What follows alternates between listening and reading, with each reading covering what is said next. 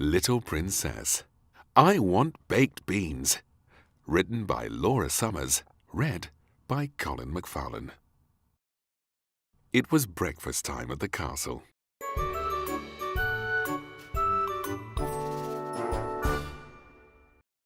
Finished!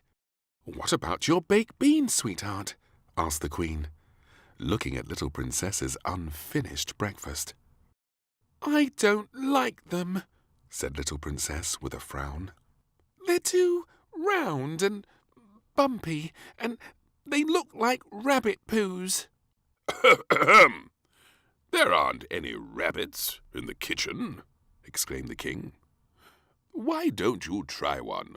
They're scrummy. Little Princess picked up her fork with a big sigh. Then she held her nose and popped the baked bean into her mouth.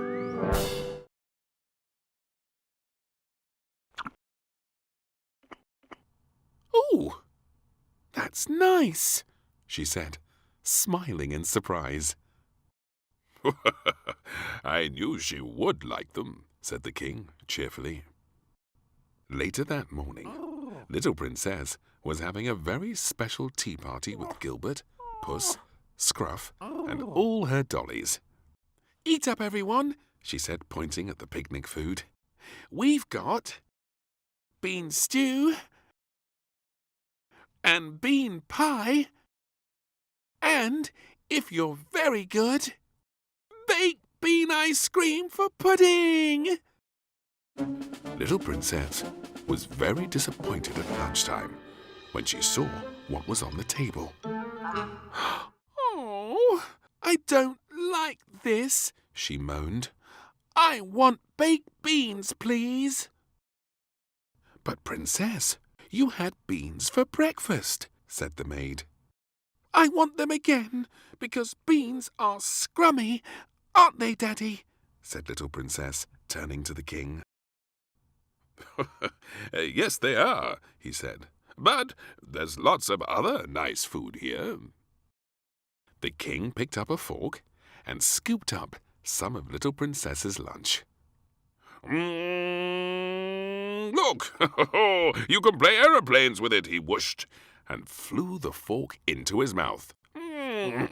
Delicious. "I'm too old for that game," said Little Princess with a frown. But then she had a very clever idea. Could you show me again, Daddy?" Just then, the Queen came in to see what was going on. "I was just showing Princess how to eat her lunch," said the King, with his mouth still full.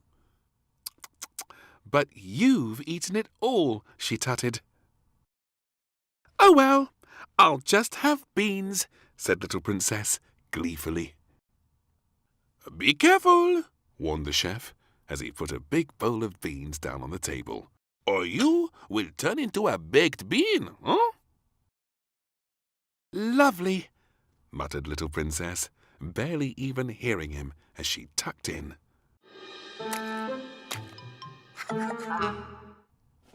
Later that afternoon, Little Princess was having a wonderful time playing on her space hopper. "Woohoo! Look at me!" she cried. "I'm pretending I'm a baked bean." For the rest of the week, Little Princess ate beans for breakfast.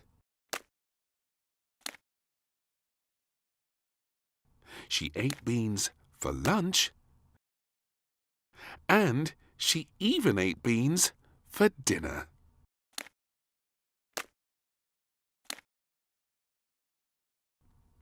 The King and Queen were starting to worry. "Oh, it can't be good for Little Princess to only eat beans," said the King.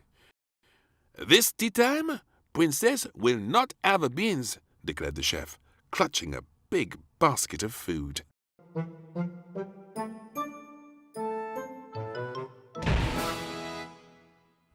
"Oh, I hope you're hungry, Puppet," said the King to Little Princess.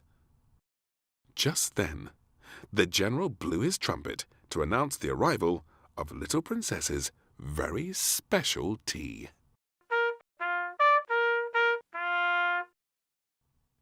"Ah, voilà!" said the chef proudly, as he placed the magnificent meal in front of her. "Delicious casserole de princesse, huh?" "Ooh, lovely, but I can't eat it because then it will be spoiled," said little Princess with a smile. "But don't worry, I'll have lots of beans instead." The next morning, the King and Queen were enjoying breakfast.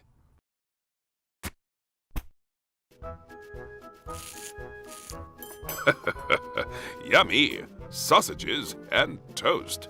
Oh, how are your beans, Princess? Asked the king. Little Princess sniffed their delicious-smelling sausages. And then looked at her plate of beans. "Fine, thank you," she said. "We've decided to let you have as many beans as you like, sweetheart," said the Queen. The chef waved his tray at little Princess. "And I have enough beans for every meal for the rest of your life," he said. Little Princess suddenly looked worried. That sounded like a very long time, and already she was secretly getting a bit tired of eating beans all the time. After breakfast, little Princess and her teddies were feeling a little bit poorly. "Oh, I think we ate too many beans," she whimpered, and rubbed her gurgling belly. "Or maybe I'm turning into a baked bean," she said with a gasp. "I better not eat any more." Little Princess went to the kitchen and found where all the baked beans were kept. "I better hide these from the chef so that I don't have to eat any more," she said, and piled the cans into her pram.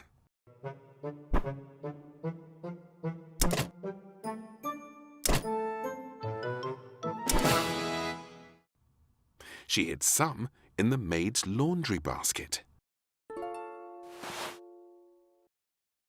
She hid some among the reeds in the pond.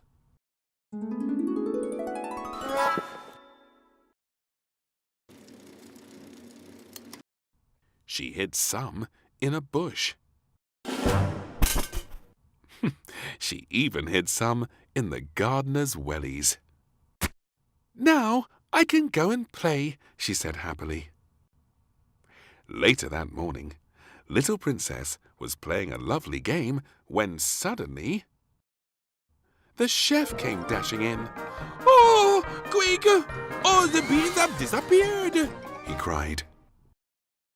Just then, the front door opened. "My blackcurrant bush seems to be growing baked beans," said the gardener. "And I found beans in my pond," said the admiral. "And these were in my clean washing," exclaimed the maid. "Fantastique!" cried the chef. "We have your beans again, Princess." But little Princess was not very pleased at all. "Oh, no," she said sadly. "Beans are your favorite, Poppet," said the king. "You like beans, beans, and more beans." But little Princess was very tired of beans by now. "I don't want beans any more," she bellowed. The king and queen nodded kindly and gave her a pat on the back. "I see," said the king. "You only had to say, sweetheart." "For lunch, we will have no beans whatsoever," announced the chef. "Hurrah!" cheered little Princess. "And today I'll make lunch for everyone." What a lovely treat! They all applauded. A little while later, and Princess had finished preparing the feast. Lunch is ready, she called, and put a plate of freshly made sandwiches on the table. Yummy! Well done, Princess, said the king, and they all reached for a sandwich.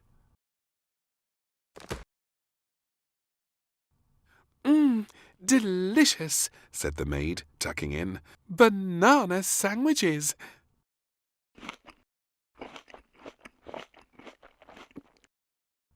From now on, I'm only going to eat bananas, said little Princess, with a big grin. Only bananas? Everyone groaned. Oh, dear.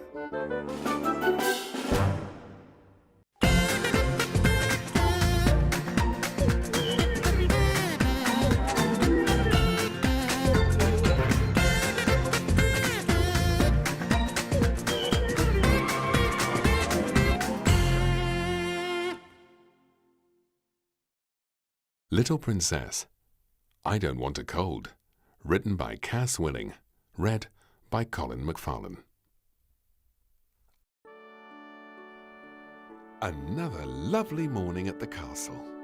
The sun was shining and the cockerel was crowing. Everyone in the castle was asleep.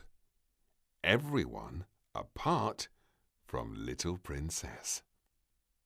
It was the day of the royal picnic, and the little princess was very excited. I've got my hat, she giggled, and my sunglasses, and my rubber ring. She started to blow up her rubber ring.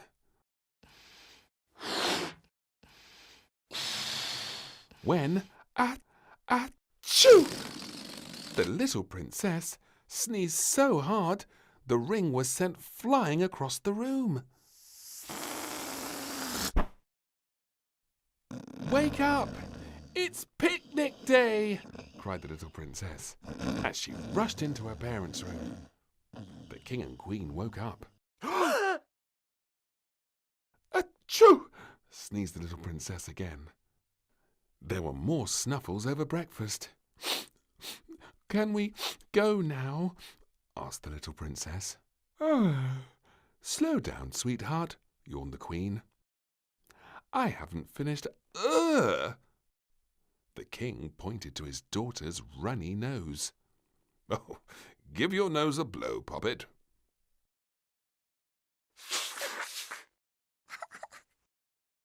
The chef and maid were enjoying a lovely cup of tea in the castle kitchen. Picnic time! Bellowed the little princess. The maid spluttered into her drink. The little princess went to gather the rest of the household. The whole household trailed behind the little princess, loaded down with hampers, rugs, and picnic food. This is my best day, grinned the little princess, and skipped off to the pond. The little princess had chosen a picnic spot right next to the royal pond.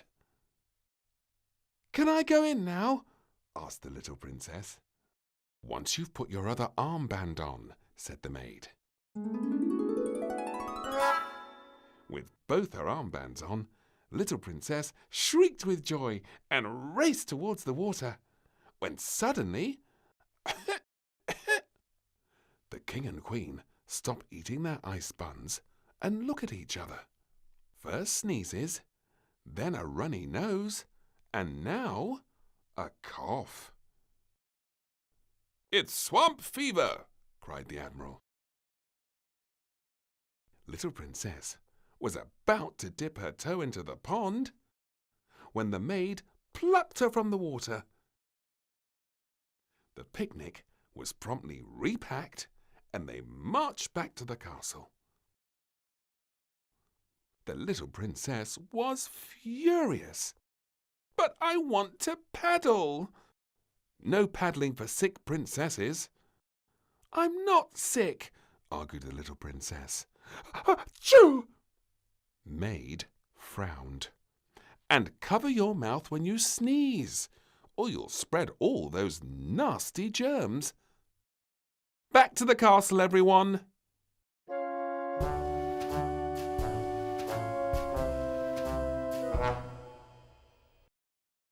The doctor listened to the little princess's chest with her stethoscope and felt her temperature. The princess has caught a cold, she announced. Why is it called a cold when I feel so hot? Asked the little princess. She must go to bed, continued the doctor, and she must stay there. The little princess was tucked up before she'd even had lunch. No getting up now, reminded the king. The little princess's picnic day was going horribly wrong. Go to sleep now, Poppet.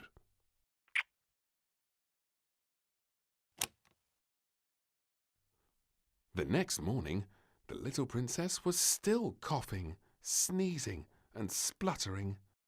I'm full of cold up to here, but I've got room for some food now, she decided. I'm hungry.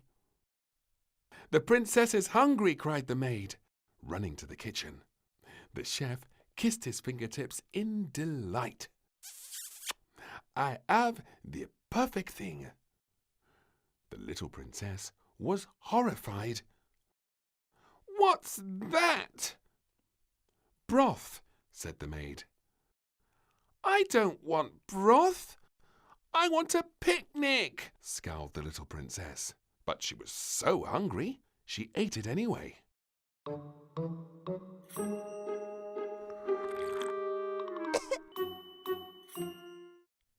The little princess felt very sorry for herself. Everyone was outside having fun in the garden, while she was stuck in bed. The Prime Minister was riding his tricycle, and the General was riding his hobby horse.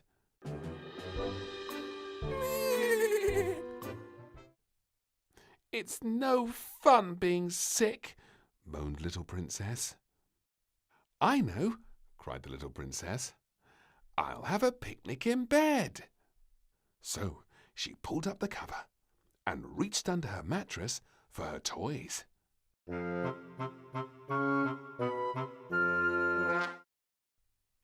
Soon, little princess's toys were dressed up and lined up around a spotted, hanky picnic rug. This is Mummy, she announced, and Daddy, and the General, and the Chef. The little princess giggled, then wedged her sun hat over Scruff's ears. Huh? I'm me, and that's the Admiral. Now, all she needed for a picnic was her tea set, but it was too far away to reach, and she wasn't supposed to get out of bed. The little princess leant over the bed and rummaged around for her umbrella. It was just the thing she needed to hook her dolly's pram. She quickly climbed aboard and then rolled across the bedroom. Yippee! Princess! Called a firm voice behind her. The little princess turned to see the doctor standing in the doorway, accompanied by the rest of the royal household. But my feet never touched the floor, said the little princess. The doctor listened in to her stethoscope. I don't have a cold anymore, announced the little princess.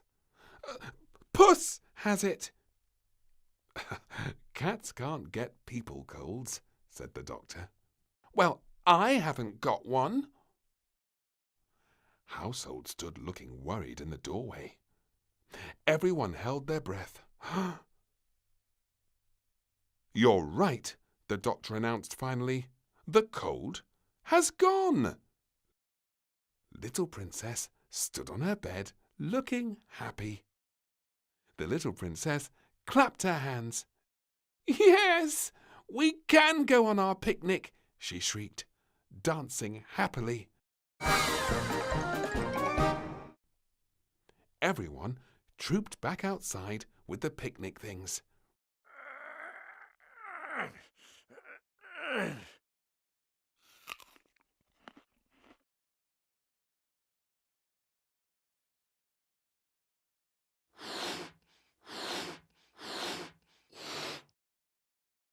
The excited little princess pulled on her armbands and headed straight for the pond.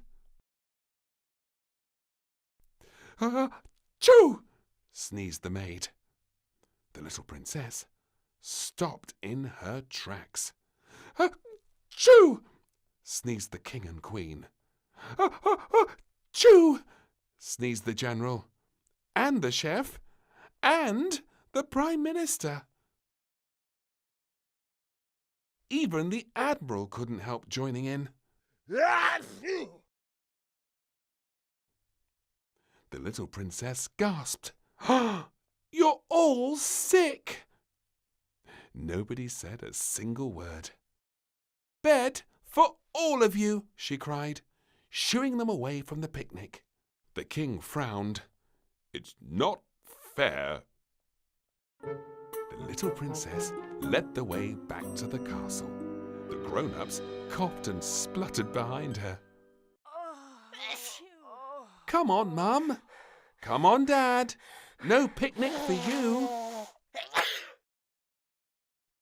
The picnic was over before it had begun. But the little princess wasn't disappointed. Now she was the one in charge. "This is much more fun," she grinned. The chef wrapped his blanket around him and started to creep out of the parlour. "Hey!" cried the little princess. "No getting up!" "I've got my stethoscope and plenty of broth for everyone."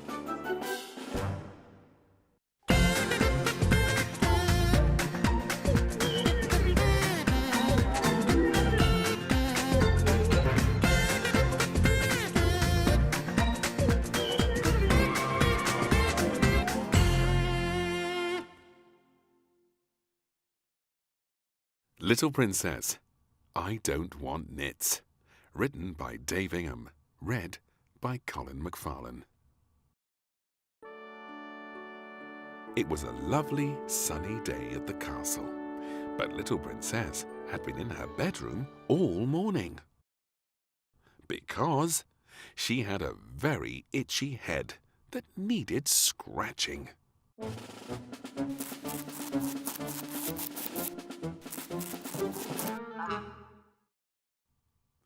"Still got an itchy scratchy?" asked the maid. Little Princess nodded. "I think you might have nits." "What's nits?" demanded Little Princess. "Nits are like little bugs that live in your hair and make your head itch," said the maid. "Bugs?" gasped Little Princess. "Anyone can get nits," soothed the maid. "They jump from one person's head to another." Little Princess grabbed her crown. "I do not have bugs. I have an itchy scratchy," she said, and stomped out of the room.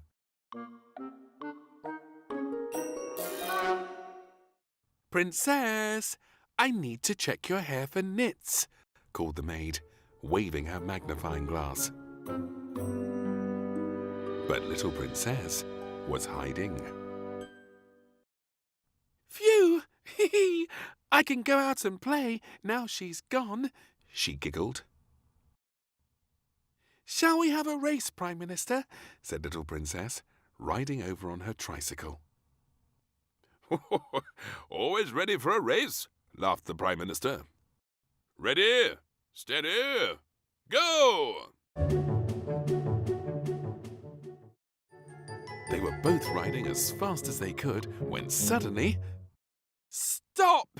shouted the maid.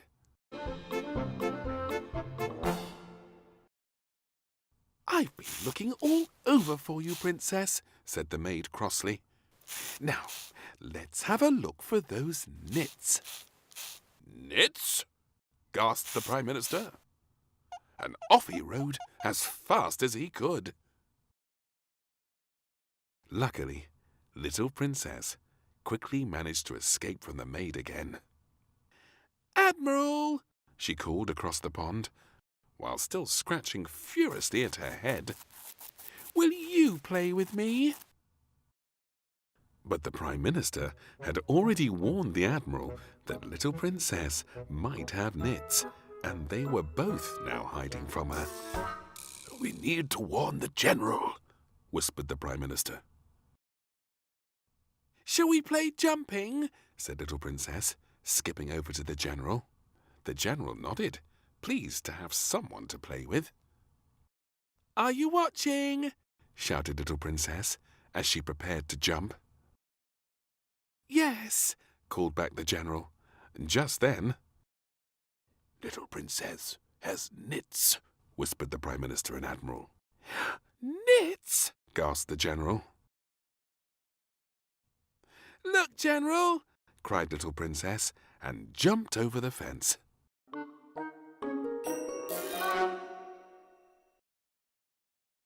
Your turn now, said little Princess, but the General didn't want to play any more. I've changed my mind, he stuttered, and leapt over the bush and trotted away as fast as he could.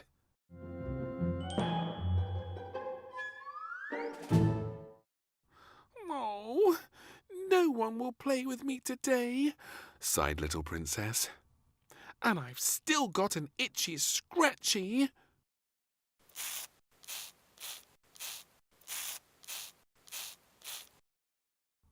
Just then, the maid found little Princess and waved from the bottom of the tree.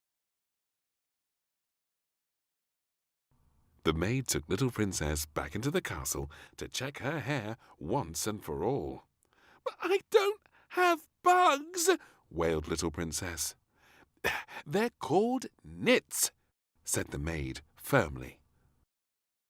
The maid carefully inspected little Princess's hair. Getting nits is nothing to be ashamed of, sweetheart, soothed the Queen. There we are, said the maid.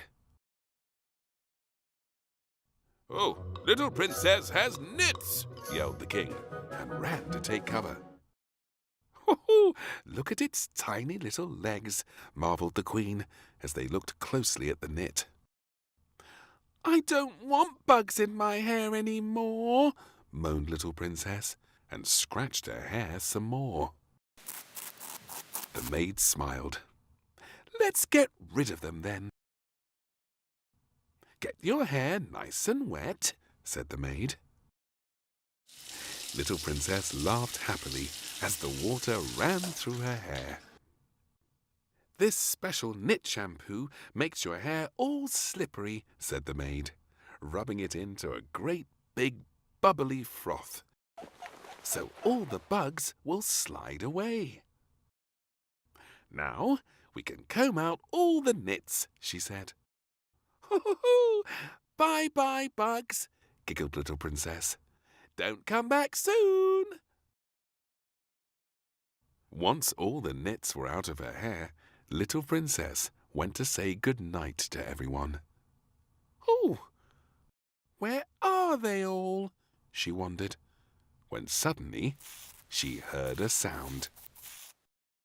And it was coming from the shed. Little Princess pushed the door open and saw the King, the Admiral, the Prime Minister, and the General hiding. And they were all scratching. Just then, the maid peered in. Oh dear, she tutted. As I said, nits jump from one head to another. Oh, have you all got itchy, scratchy bugs? Asked little Princess with a big smile. I don't want Nits, they all whined, as the maid washed and shampooed their hair.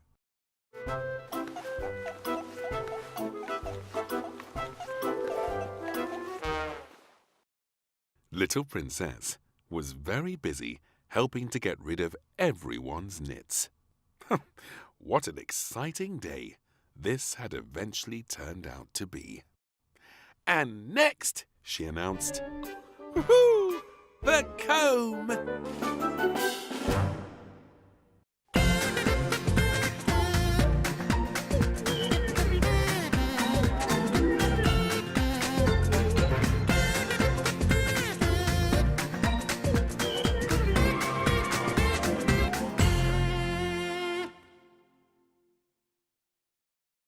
Little Princess, I Want to Be a Detective, written by Carol Nobel, read by Colin McFarlane. It was a peaceful evening in the castle, and there was a delicious smell wafting from the kitchen window. Little Princess had been busy making some tasty raisin and banana biscuits. "They're raisin-nana biscuits," she giggled, licking the spoon.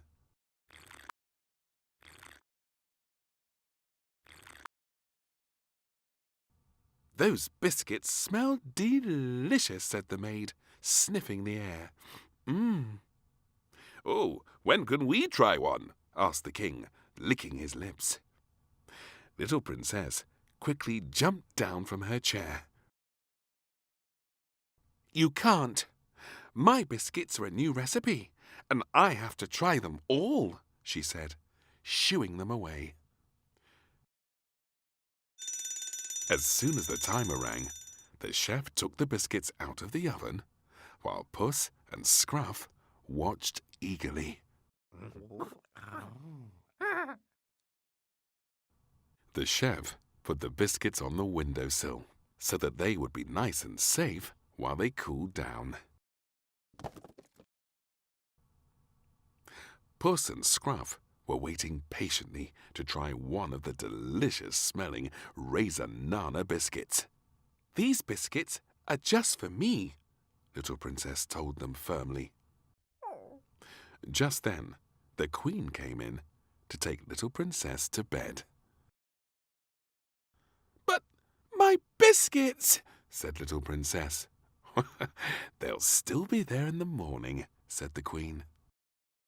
"Nighty-night, sweetheart," said the Queen, giving Little Princess a kiss. "Good night, Mummy," said Little Princess as she snuggled down with Puss, Scruff, and her favourite teddy, Gilbert. Once everyone in the castle was asleep, Scruff opened his eyes. He then jumped down from the bed and went for a secret walk around the castle. A little while later, Scruff returned. He jumped back on the bed with a big, noisy belch. Just then, Little Princess and Puss woke up. Puss looked at Scruff suspiciously. "Oh, now I'm awake, I want to check on my biscuits," said Little Princess, getting out of bed. Little Princess crept into the kitchen. "Hello, biscuits," she whispered. "Oh, no!" shrieked Little Princess when she saw the broken plate lying on the kitchen floor. "Someone has eaten all my biscuits!" Woken by Little Princess's cries, the royal household came running into the kitchen. "Who stole my biscuits?" she said, pointing accusingly at everyone. "We need a detective," said the king. "A detective is a person that solves mysteries just like these." Meanwhile, Puss gave Scruff a sideways glance. He knew that Scruff had gone for a secret nighttime walk. Did Scruff steal the biscuits? He wondered to himself. Back to bed now, Poppet, said the king, yawning. I'm going to be a detective in the morning, announced little Princess, as she marched back to bed. Detective Little Princess was up early the next morning. She wanted to search for clues left behind by the biscuit thief. She used a magnifying glass to search the scene of the crime. Aha! Whoever took my biscuits is a messy eater, said Little Princess. Meanwhile, the chef was busy making another batch of biscuits. When will my new biscuits be ready? Demanded Little Princess. I need them to set my trap. Oh, you are making a very big mess, said the chef crossly, pointing at the flour all over the floor. Ooh, footprints! I have an idea, she said gleefully. Little Princess grabbed a bag of flour from the kitchen table and poured it around the plate of newly baked biscuits. I'm a very clever detective, said Little Princess proudly. I've made a footprint trap. Little Princess hid around the corner from the kitchen and waited to see if anyone would come in search of her yummy biscuits. She was watching so intently that she hardly noticed Puss and Scruff sat behind her. Huh?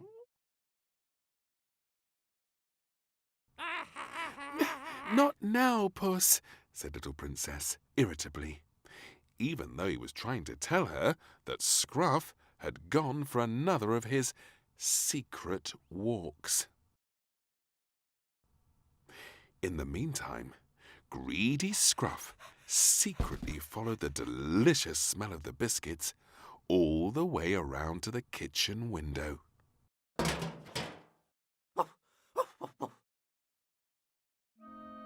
Little Princess and Puss were still waiting outside the kitchen when Scruff came wandering back. He let out a big, satisfied belch. Then he shook the crumbs from his fur, sending them catapulting onto Puss. I'm going to check on my biscuits, announced Little Princess. Little Princess was horrified to find the plate empty. Someone keeps taking my biscuits, she shouted crossly, bringing the royal household running into the kitchen. But look, gasped Little Princess. There are footprints in the flour. Little Princess fetched her notepad and favourite crayon and drew a picture of the floury footprint. Who has feet like that? She wondered. Little Princess made everyone take off their shoes and socks. She then drew around their feet to see whose footprint would match the one in the flour. Little Princess studied each footprint against her drawing. Little Princess looked at Puss and Scruff's footprints and gasped. It was Puss or Scruff, she said. But which one? Little Princess looked at them both carefully before plucking a crumb from Puss's whisker. It was Puss! He has a biscuit crumb in his whisker, exclaimed the chef. Send him outside. The Princess shook her head in surprise. But it can't be. He was with me all the time. Certain that he took the biscuits, the royal household sent Puss outside in disgrace. He walked away sadly, with a very guilty-looking Scruff close behind. A short while later, little Princess asked the royal household to come and hide outside the kitchen window with her. "Oh, what are we doing, Poppet?" asked the king. Little Princess pointed at the new batch of raisin-nana biscuits. "I don't think Puss ate my biscuits, so I've set one more trap," she whispered. Just then, they heard a soft pitter-patter of footprints across the grass. "Look!" whispered little Princess, as Scruff came running over to the kitchen window.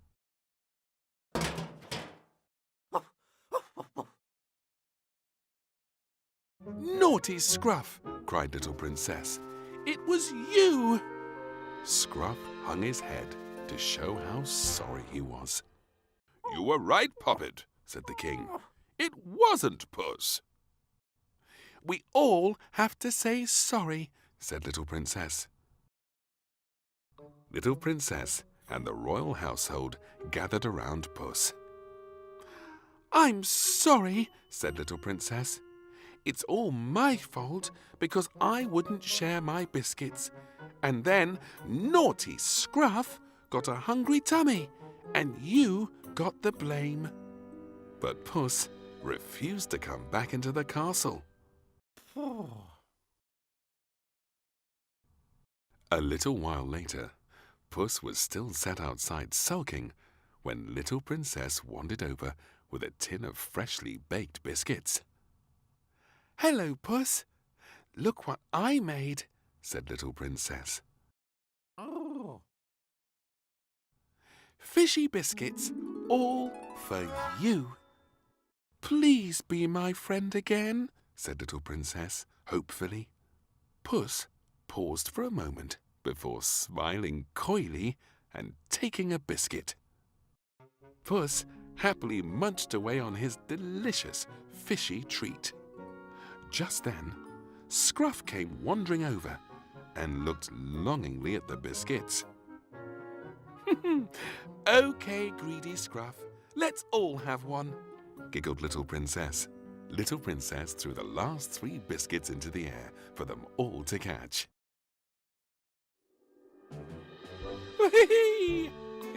"It's much nicer to share," she announced, laughing merrily.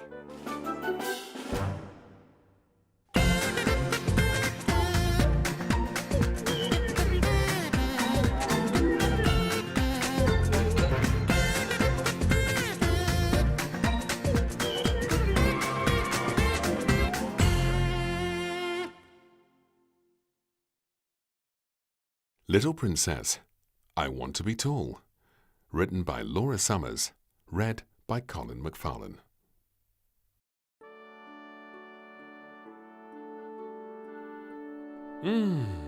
It was a beautiful day, and everyone was playing outside.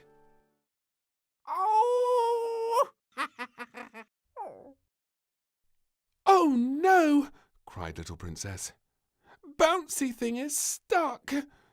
She'd been having a lovely game outside with her space hopper.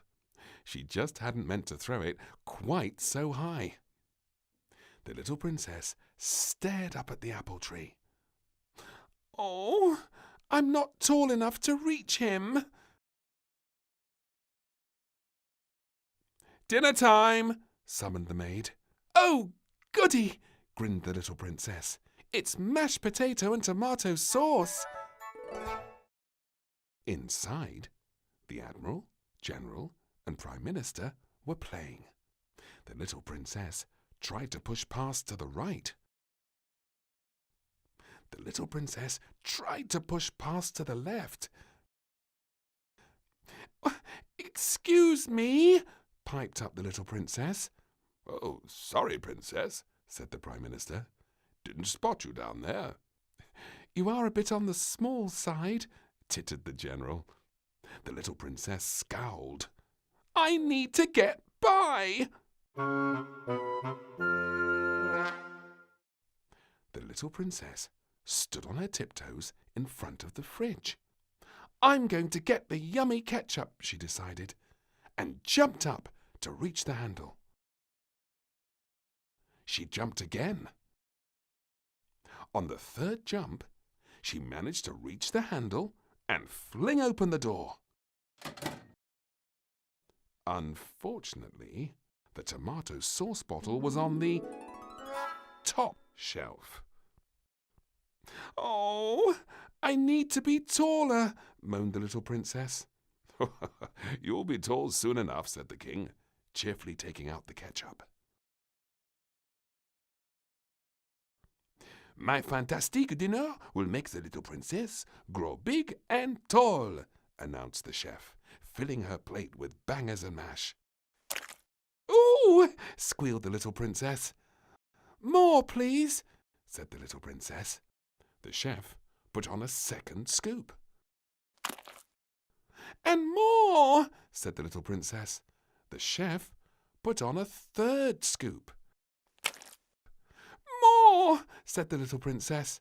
The chef put on a fourth scoop. "And just a little bit more," said the little princess. And the chef put on a fifth and final scoop.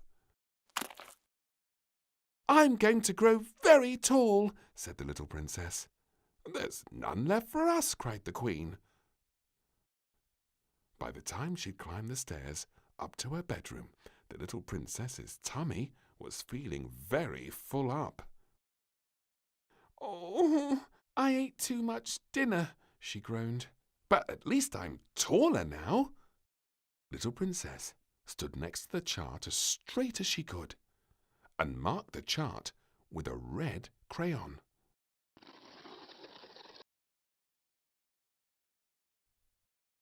To her dismay, she measured exactly the same as yesterday.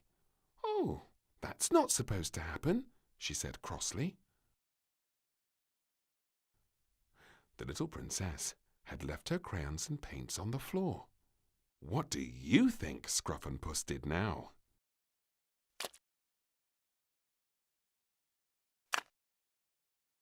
Ooh!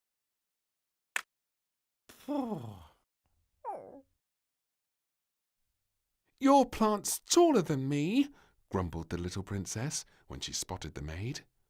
"But it did start off very tiny," said the maid. The little princess looked confused. "Why are you washing it?"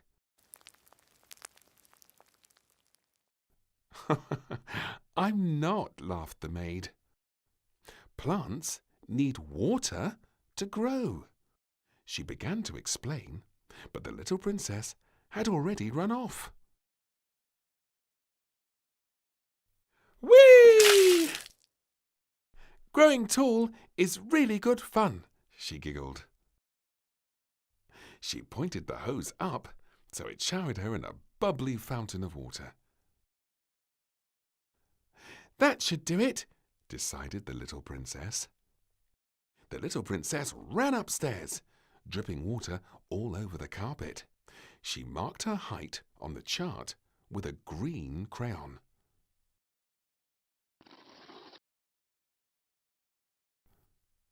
"Oh," she wailed. "I haven't grown at all, and my skin has gone all wrinkly." She stared sadly out of the window. Nothing seemed to be working. How was she ever going to rescue Bouncy Thing?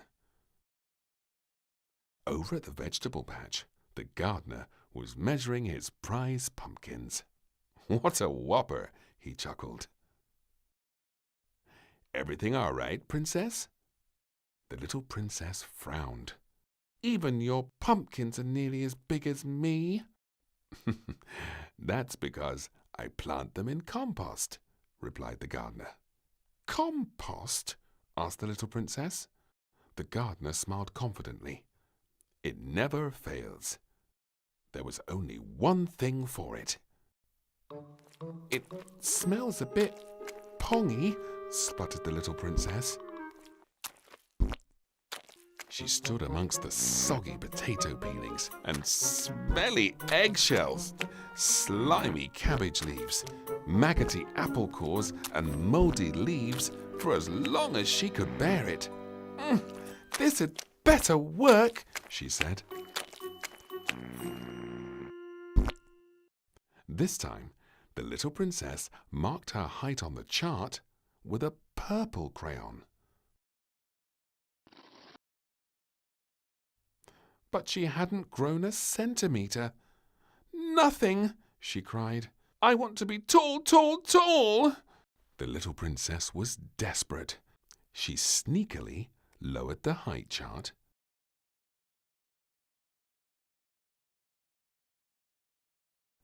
then drew a new line on the chart with her purple crayon.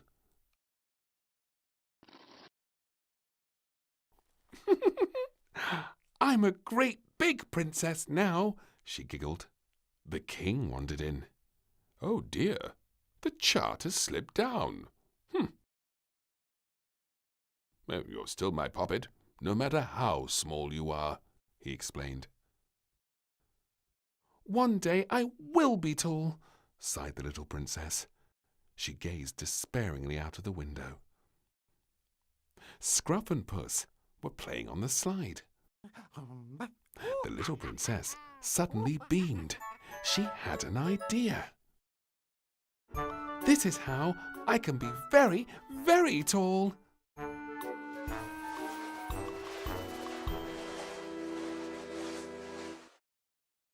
I can reach Bouncy Thing now, cried the little princess from the top of the slide. And now that I am tall, I'm not coming down ever. This is fun! Being tall came in very handy. She helped the Admiral win at hide and seek.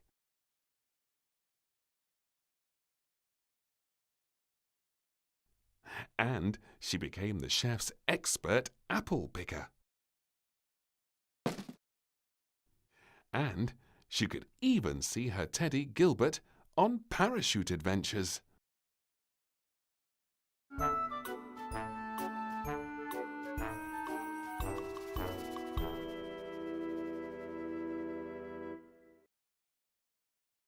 Princess, called the maid, your auntie's just arrived with your baby cousin. Aren't you going to come down and play? I can't come down, said the little princess. I won't be tall any more.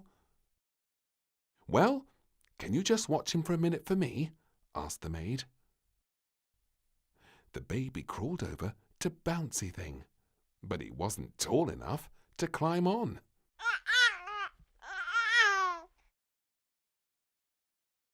You're much too small, said the little princess. But I'm tall enough. She was down the slide in a trice. I'll help you. One day you'll grow nice and tall like me.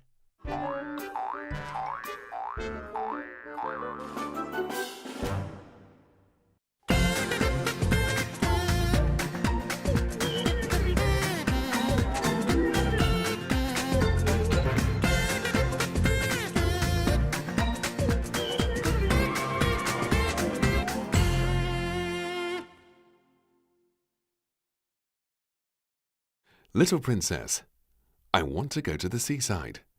Written by Rachel Murrell, read by Colin McFarlane. It was very early in the morning at the castle.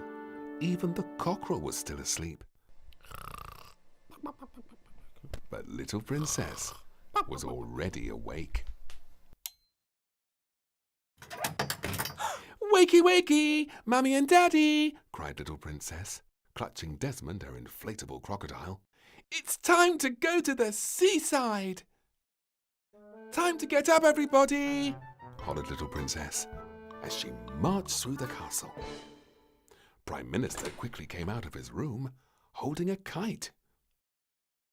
And then came the General with his bucket and spade, followed by the maid, wearing a big floppy sun hat. Everyone in the castle was just as excited as Little Princess. The royal household clambered into the car. It was a very tight squeeze once everyone was in. Let's go, let's go, cried little Princess. Seat belts on, everyone, said the king, and off they drove.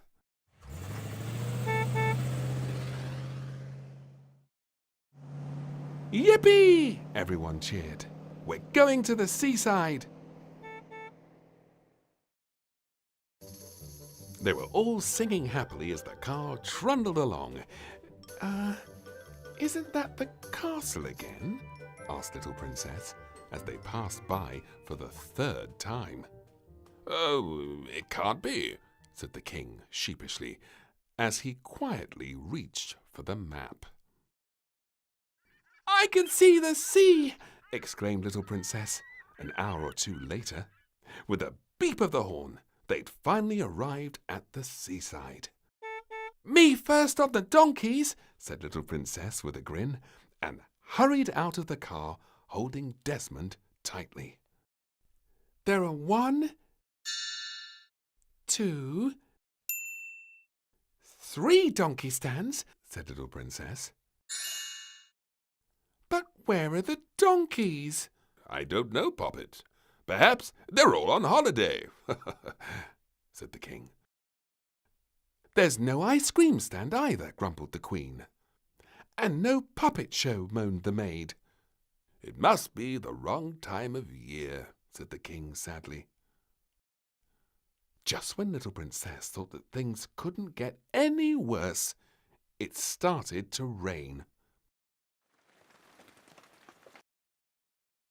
Oh, everyone back to the car, said the king. The seaside is no fun without donkeys and ice cream and sand castles and puppet shows, whimpered little Princess. Right, let's go home, said the king as he tried to start the car. But with a cough and a splutter, the car refused to budge.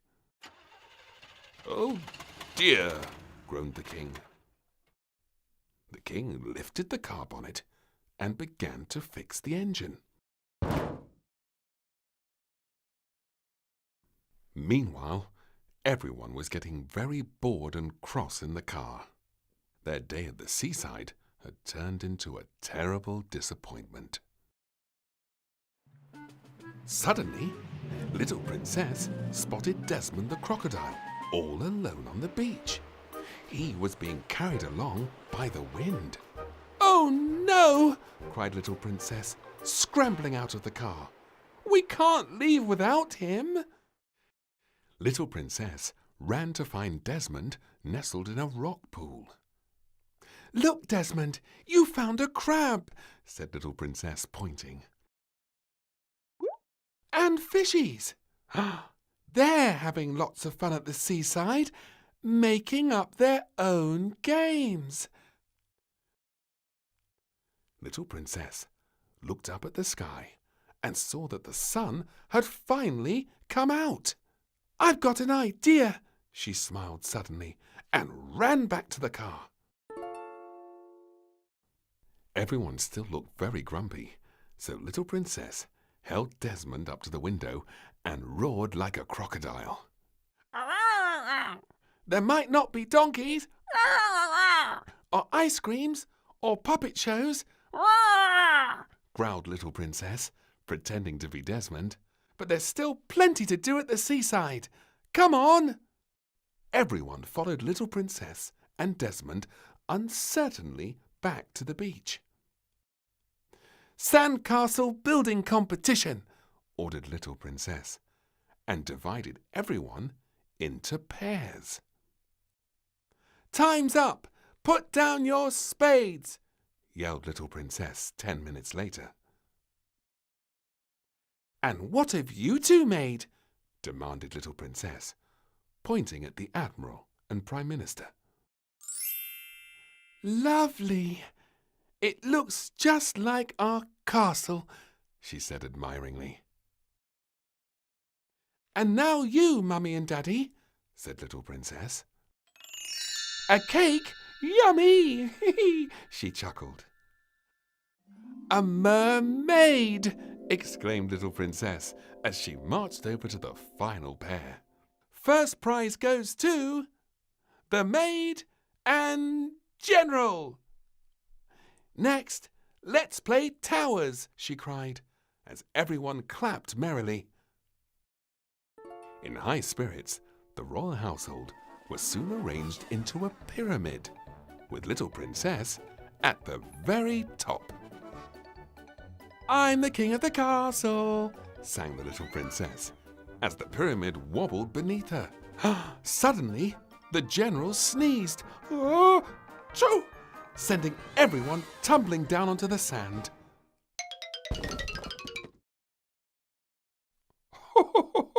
I must have a rest, laughed the Queen, as everyone dusted the sand off themselves.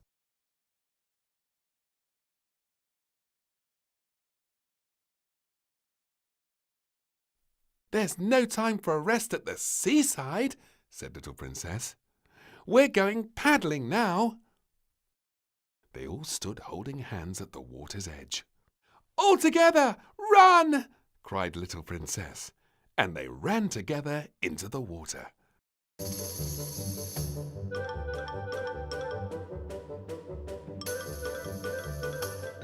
Time for a picnic, Babs, called the chef, as he lifted his hat with a flourish to reveal a pile of freshly made sandwiches. Hurrah! cried little Princess. We're starving! What a yummy picnic! It's perfect for the seaside, said little Princess, as they tucked into a feast of sandwiches, cakes, and jelly.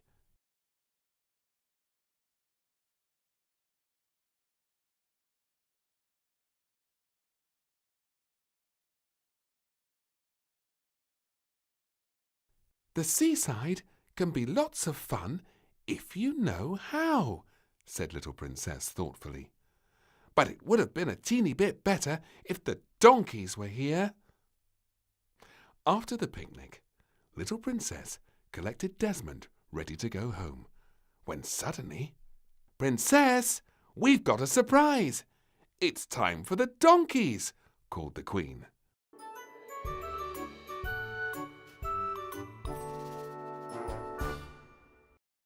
Giddy up, donkey, shouted little Princess with delight. We can win this race. All the donkeys were running as fast as they could towards Admiral, who was stood at the finish line, when suddenly Maid's donkey tripped and fell. Followed swiftly by the Queen's, leaving little Princess and her daddy donkey to cross the finish line first.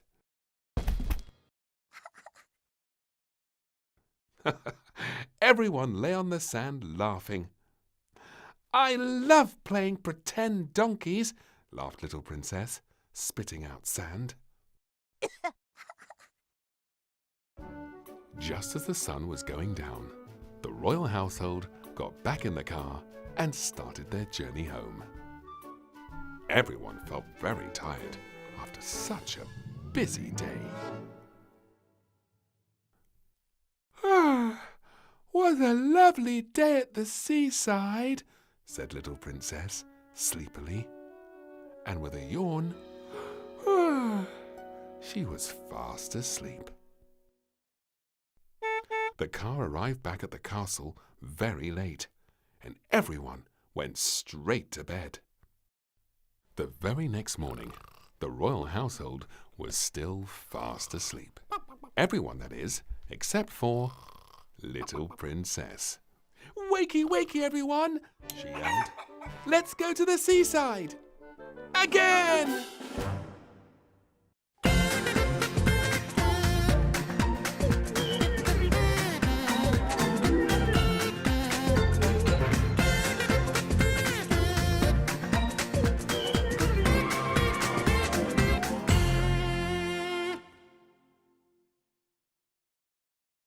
Little Princess, I Don't Want to Go to Bed. Written by Cas Willing, read by Colin McFarlane. The sun was just beginning to set after another lovely day at the castle. It was nearly bedtime, but little Princess was still very busy. "I'm being a bat! Flap, flap, flap, flap, flap!" she squawked with delight. "Time for bed, Princess," said the maid, lifting her down from the tree. "But bats don't go to bed," said little Princess. "They fly around all night." The maid was very strict about bedtime. "But I don't want to go to bed," said little Princess stubbornly. "I'm not tired."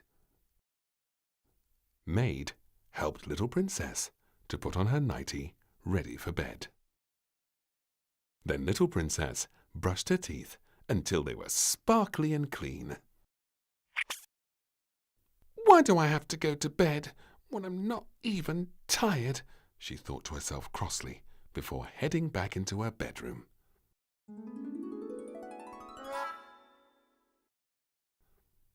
"Nighty, nighty, sleep tighty," said the Queen, as she tucked little Princess into bed. "I can't sleep because my eyes are open," moaned little Princess. "This will help you sleep, Poppet," said the Queen cheerfully, and switched the light off. The Queen left little Princess's bedroom and pulled the door behind her.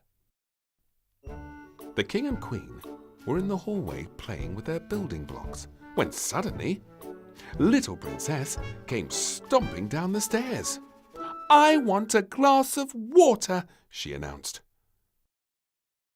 The King and Queen fetched a glass of water. She made sure that she slurped every last drop.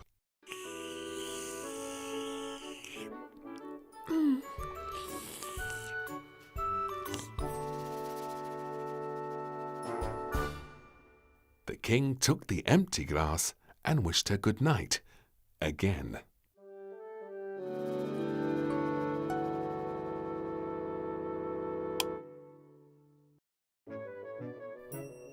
The King and Queen happily returned to their game.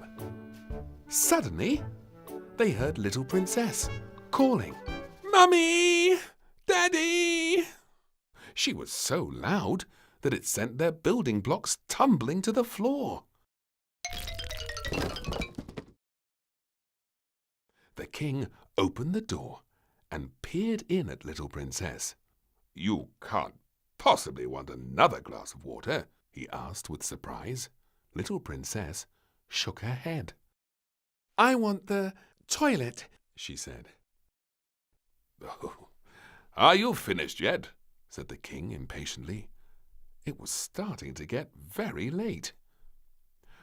"Almost," said little Princess, pleased as punch that she'd found something else to do other than go to sleep. Little Princess was quickly put back to bed. Soon, she heard the rest of the household saying good night and heading to their bedrooms.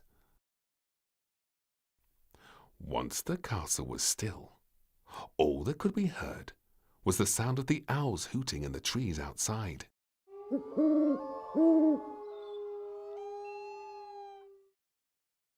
As the moon rose in the sky, little Princess's bedroom was suddenly filled with shadows of all different shapes and sizes.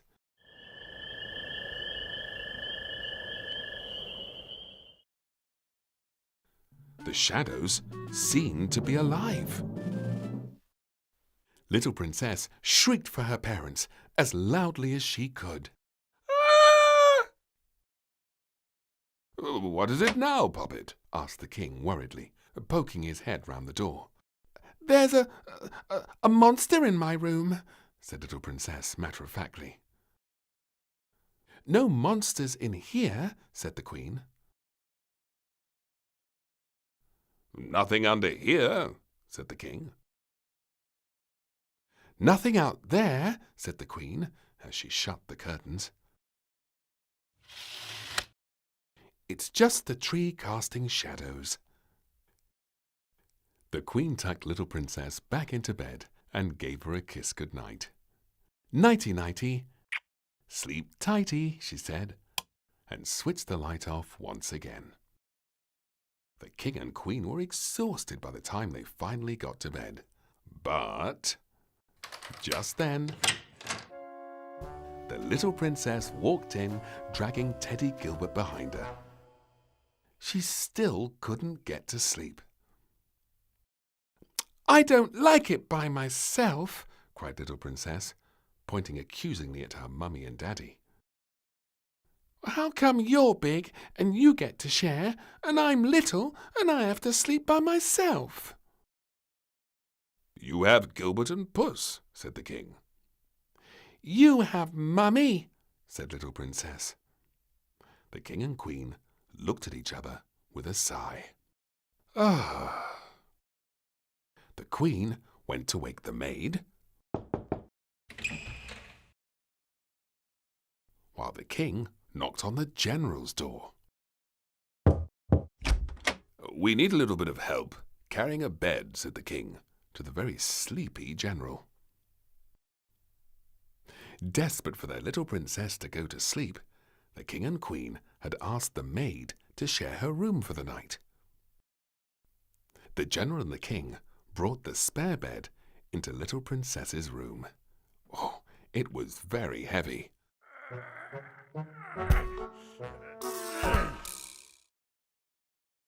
Soon the maid was in the land of Nod, but still little princess could not get to sleep. This time it was because of the dreadful racket that the maid was making. Little Princess tried shaking the maid to stop her snoring.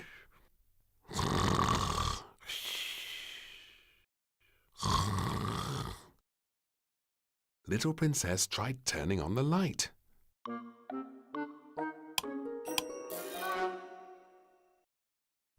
Little Princess tried opening the curtains, but nothing seemed to wake her up. I wish I had my room back, thought little Princess despairingly. And I don't ever want to play my back game again. Being awake all night is too tiring. The next morning, the maid woke up bright and early with a great big stretch. Good morning, she said to little Princess. But there was no reply. Princess, said the maid, and gently lifted back the covers to wake her up. Help! cried the maid. Little Princess has gone! The king and queen came dashing into little Princess's bedroom. Oh, the monster has taken her, said the maid shakily. There's no such thing, the king said firmly, and together they all began to hunt for the missing little princess. The maid looked under the bed. The king looked under the table. Never mind. The queen looked in the bath. Oh dear. The general checked in the cupboards. Oh! The chef even checked the bins.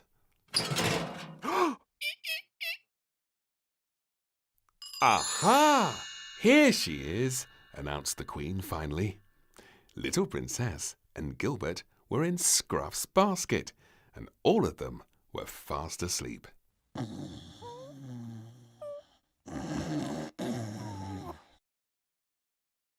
Princess, said the queen as the household looked down at the little sleeping beauty. Little Princess woke with a start. Oh, why do you put me to bed when I'm not tired and wake me up when I am? Demanded little Princess sleepily. And with that, little Princess climbed the stairs to her bedroom. I want to go to bed, she announced to the royal household. and I'm not sharing.